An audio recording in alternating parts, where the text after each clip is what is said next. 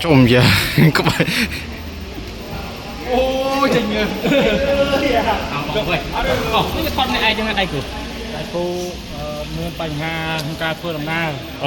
đình chưa dàiแต่ในแต่ได้แต่เรื่องที่ถ้าโดดักปลาแหวน nạ ca này hái đã vào na có bay đây แต่ได้กู้เนี่ยก็แล้วก็เจนแต่ได้แต่ bạn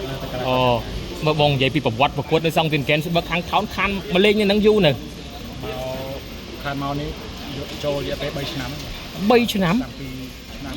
tôi chẳng 4 năm mà tăng pi trăm pi con đọc pi mà อ๋อ đọc pi con mà phải pi บองการประกวดมือหน้าได้บอยจองจำพอดในซองวินแกนเลือกว่าเท่า พูดแต่จองจำพอดคือการประกวดต่างๆใส่กับปัจจุบันแบนต่อ โอ้เมืองยิงปีอาบเทียบจูจัดนั่งอย่างนักละได้ បាទនិយាយទៅការហ្នឹងគឺប្រកួតអស់ហ្មងគឺចប់ការប្រកួតគឺក្រុមខេលេងហើយបែក23ឆ្នេរទៀត បាទ បាទហើយជាខ្សែក្បាត់មួយដែលចង់ចាប់អត់ភ្លេចក្នុងអាជីពបណ្ដាល ការនឹកខ្សែក្បាត់លើកដំបូងឬក៏យ៉ាងណាដែរ លើកទី2 អូលើកទី2ដូចជាប្រមាណទុកមួយខែមុនខ្ញុំឃើញដូចជា poster មកដូចជាមួយឯងទៅប៉ះបេនតូដែរ បាទ អ្នកខ្លះក៏លើកឡើងថាមួយឯងឯណាប៉ះអ្នកខ្លាំងដកខ្លួនចោលអញ្ចឹងមើលបងឯងអីបកស្រាយការប្រកួតជាមួយបេនតូត្រូវប៉ះទៅលើកទី2បន្តិចមើល សម្រាប់ខ្ញុំត្រូវជួបជាមួយនឹងបេតូការចែក poster ការមុន បាទ គឺដោយសារតែ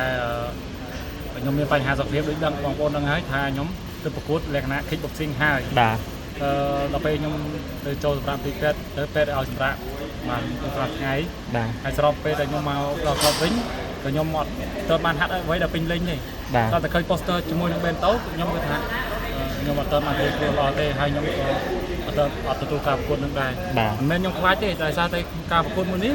ដូចបងពុកម៉ែបងប្អូនដឹងហើយថាកីឡាករបេនតូជាកីឡាករលំដាប់កម្រិតណាហើយល្អប៉ុណ្ណាដឹងហើយបើសិនជាយើងអត់បានត្រៀមខ្លួនបានល្អយើងទៅប្រកួតជាមួយគេចាញ់គេអាហ្នឹងក៏ពិបាកដែរអញ្ចឹងយើងសង្កេតថាឈ្នះចាញ់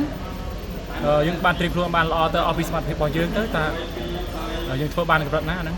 ជាក់ស្ដែង បាគូនេះគូកងម្ដងទៀតមែនបងចង់ឲ្យដឹងមុនរយៈពេលប្រហែលដែលឲ្យដើម្បីធៀមខ្លួន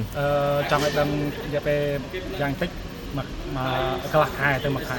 បាទ បាទព្រោះយើងបានត្រៀមខ្លួនហើយការប្រកួតមួយនេះគឺចង់ឲ្យគាត់រៀបចំមួយហើយនិយាយបានថា ធំតិច ឲ្យធំសម្រាប់ដូចខ្ញុំឲ្យសមនឹងការគេពូកងឲ្យខ្ញុំមួយគាត់អញ្ចឹងណា បងគិតខ្លួនឯងថាបើគូកងជាមួយបេនតូហើយនឹងគូកងមួយប៉ាវែលមួយណាដែលថាបងប្អូននឹងតាមដានខ្លាំងជាងគេព្រោះថាគូនេះគឺថាបងប្អូនកំពុងតែគូកងទាំងពីរ សម្រាប់ខ្ញុំអត់អីទេបង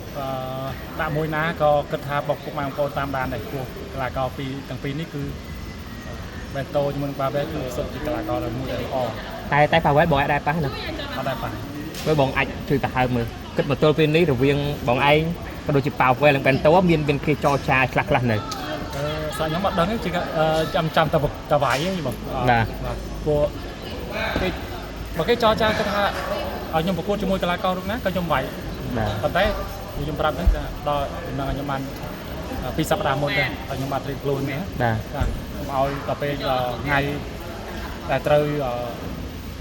ចិត្តដល់ថ្ងៃខ្លាំងគីឡូហើយបានចេញ poster មកអាហ្នឹងយើងទៅបានហើយ បងបងឯងងាកទៅកាន់ថយក្រោយការប្រកួត kickboxing ដែលគេវាយពីក្រោយហើយគិតមកទល់ពេលនេះបងឯងទទួលបានប៉ុន្មានប្រកួតហើយ អត់ទាន់បាន អូនេះប្រកួតលើកដំបូងណាចន្លោះរយៈពេលប៉ុន្មានហើយ មួយខែពេញ អូមួយខែពេញបងឯងនិយាយពីអាការៈកាលហ្នឹងមើលមិនដែរបង និយាយទៅបងអាការៈពេលហ្នឹងគឺអាពេលដែលប្រកាសលទ្ធផលហ្នឹងគឺខ្ញុំចាប់ដើមវង្វេងម្ដងតិចហើយ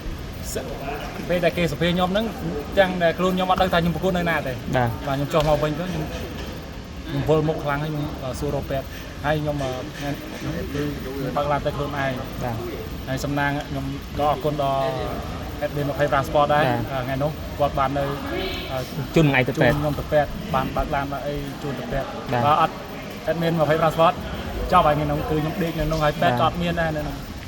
ការគេវាយត្រូវភ្លាមពីក្រោយហ្នឹងបងមានដឹងថាត្រូវធ្ងន់ត្រូវមិនមកទេបង ត្រូវធ្ងន់ដែរបងដោយសារតែយើងដូចថាចប់ទឹកហើយយើង បើទ្រាំអញ្ចឹងទៅ បាទទៅទ្រាំទៅទាំងវាយពេលចប់គឺទៅចប់កាលផលវិញខ្ញុំបាត់ដើមវិញ បាទ ដូច្នេះការវាយពីក្រោយគ្រោះថ្នាក់ខ្លាំងបងណា បាទហើយដល់ពេលខ្ញុំទៅពេទ្យហ្នឹងពេទ្យថាឈាមខ្ញុំឡើងទៅដល់16ជាង17បាទដើម្បីអញ្ចឹងធ្វើឲ្យខ្ញុំវិញ បាទអារឿងវាយពីក្រោយនេះឥឡូវដូចជាច្រើនករណីមែនទែនសម្រាប់ការប្រកួតគុនខ្មែរយើងខ្ទង់មួយខែពីរខែចុងក្រោយដូច្នេះបងមានអីចង់និយាយសម្រាប់មិនថាកីឡាករគុនខ្មែរយើងដូចជាកីឡាករបរទេសក្នុងការប្រកួតលើសង្វៀនពាក់ព័ន្ធទៅនឹងការវាយពីក្រោយហ្នឹង បាទសូមផ្ដាំផ្ញើទៅដល់កីឡាករគុនខ្មែរទាំងអស់គ្នាបើអាចជាបានជាតែកុំឲ្យវាយពីក្រោយពីគោលស្នាទោះបីវាយតិចក៏ដោយខ្លាំងក៏ដោយក៏សូមថាខំចិត្តខ្លួនឯងកុំវាយដែរ បាទអរគុណច្រើនបងអរគុណ